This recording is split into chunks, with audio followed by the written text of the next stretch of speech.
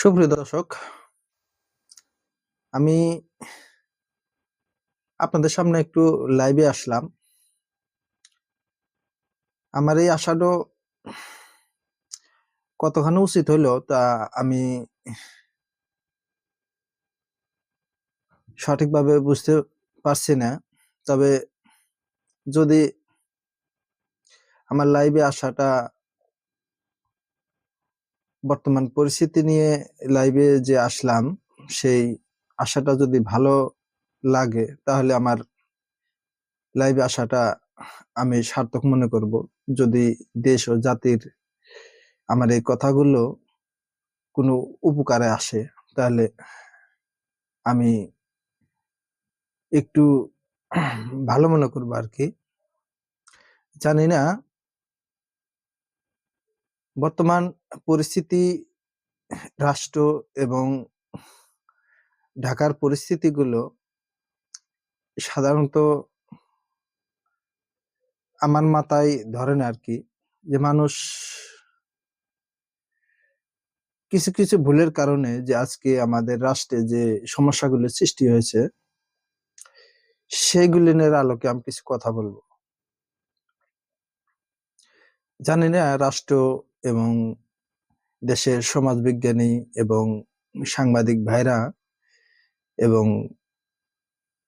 বিচার বিভাগীয় বিচারক মন্ডলীরা আমার কথাগুলো কিভাবে দেখবেন আমি জানি না। তবে আমার কথাগুলো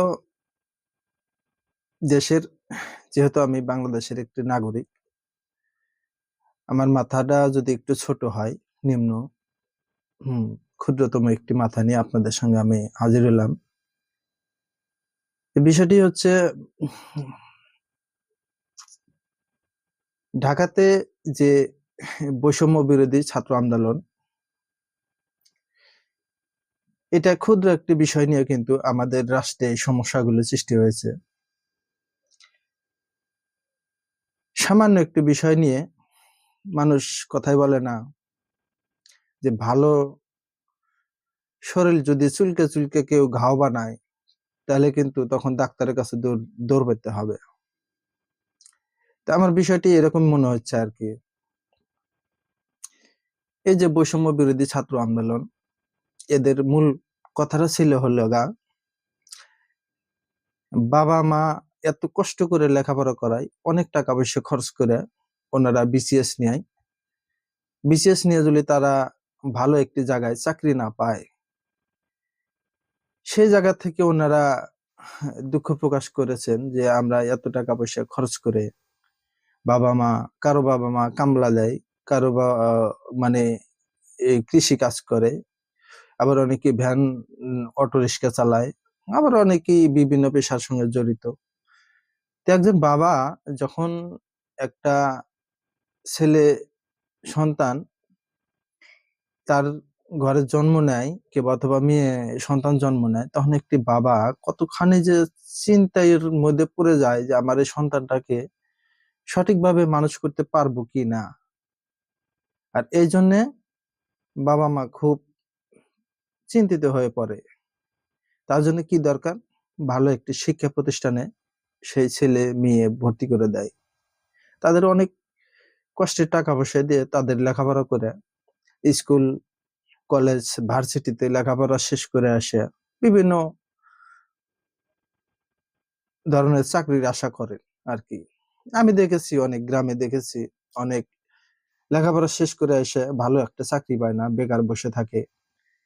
একটু বাবা-মার সাথে রাগারাগি করে, এত টাকা খরচা করে আমাদের লেখাপড়া করাইলা, তাহলে আমাদের চাকরিটা কই? তো সেই সুবাদে যারা স্টুডেন্ট, যারা বড় মানে লেখাপড়া শেষ করে আইছে, তারা যখন একটা চাকরি নিতে যায়, তখন দেখা যায় যে গ্রামের যেগুলো ভাষ্য আরকি আমার সামনে আসে আরকি। অনেকে আলাপ আলোচনা করে, এগুলো আমি শুনি তো। তে বলে যে চাকরি নিয়ে গেলে পারে হয়তোবা যারা বড় পোস্টে থাকে, ওই টাকা পয়সা দিয়ে হয়তোবা যাদের মেধা যাদের নেই, যদি টাকা থাকে তাহলে চাকরি হয়ে যায়। আর যারা জাগেরে ধরেন যে টাকা নেই, হাজার মেধা থাকলেও তাকে চাকরি হয় না। এরকম একটা সহিংসতায় তখন ভুগছিল ছলপল। যারা লেখাপড়া করছে তারা একটু হুম ভোগান্তিতে পড়ছিল। সেই সুবাদে আমাদের সাবেক প্রধানমন্ত্রীর কাছে তারা বিষয়টি উপস্থাপন করলেন আরকি। দাবি-দাওয়াগুলো তুলে ধরলেন যে, "আপনারা মুক্তিযোদ্ধা কোঠা অথবা এই যে কোঠাকাঠির ভিত্তিতে যে আপনারা চাকরি দেন, আমাদের চাকরিটা কোথায়?"